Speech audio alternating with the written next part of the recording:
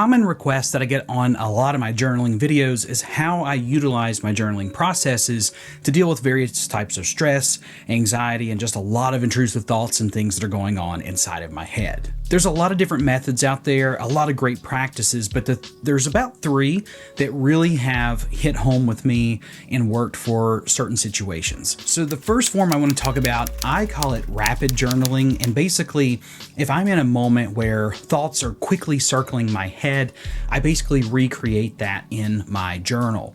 So whatever's going on up here makes it onto paper. It doesn't have to make sense, and it doesn't even have to be pretty. But typically this works really well if I'm very upset about something, or if I'm angry and I just have a lot of thoughts.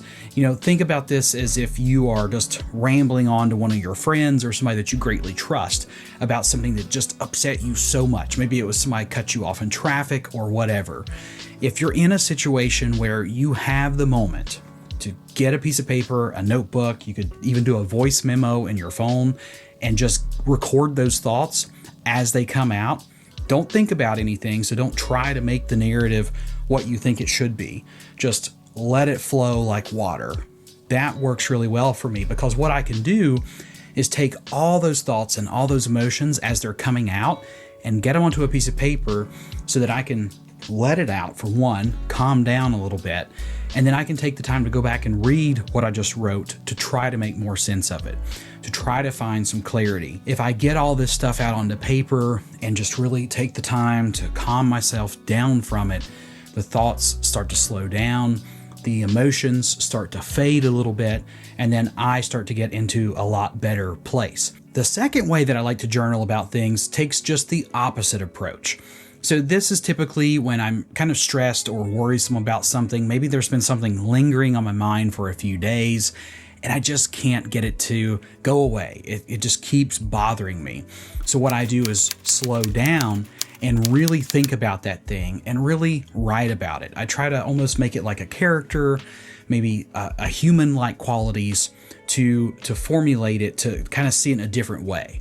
And basically what I'm doing here is taking something that's kind of just like pressing on me, and I'm just evaluating myself. Think about if your body, you experience pain somewhere. Maybe you've scratched yourself. Maybe you've got a bee sting or something like that. You feel the pain and you start looking around to find out what that cause is.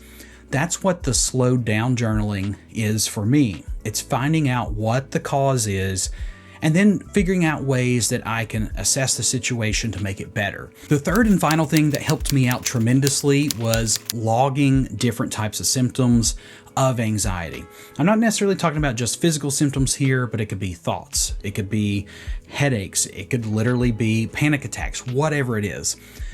You got to be a little bit cautious with this one because you don't want to feed into it and get too consumed by it. But the reason I like logging is for a couple reasons. One, I could share that with my doctor or my counselor so we could track things and start to learn what maybe certain triggers are. Maybe some of my triggers are related to food, especially if I'm feeling symptoms of heartburn or indigestion or just stomach pains. Then if I am doing a food log along with those symptoms, and then I start noticing things like spicy foods are causing this, or maybe coffee is causing that, then I can start to work on eliminating certain things or triggers to see if it changes the response my body is having. If so, then I'll know what that cause is, and it makes me feel a little bit more rest assured. Another example, I've been having tension headaches now for almost a month, and I know that there's an underlying stress somewhere, so I'm using my journaling methods to try to find that, but I'm also tracking those headaches. So in my bullet journal, for example, I write one sentence every single day about what went on that day.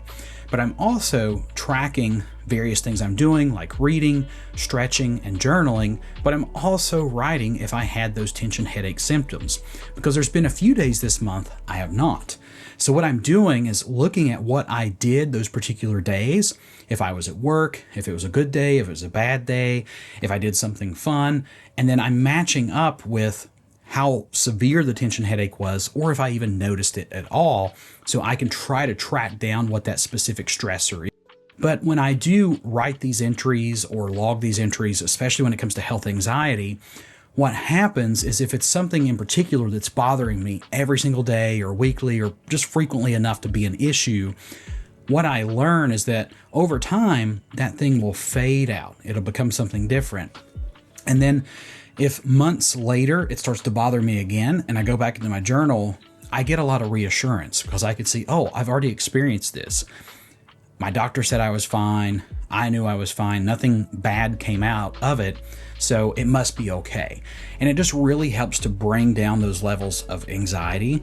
Health anxiety was a huge area that I had trouble with for many years, but because of journaling and some of the methods that I talked about, it made things a lot better. The important thing is to not give up on it and keep experimenting. If one way of journaling is not connecting with you and not working, and it just makes you want to put the journal aside, you think that it's completely pointless, it's a complete waste of time, I can assure you it's not.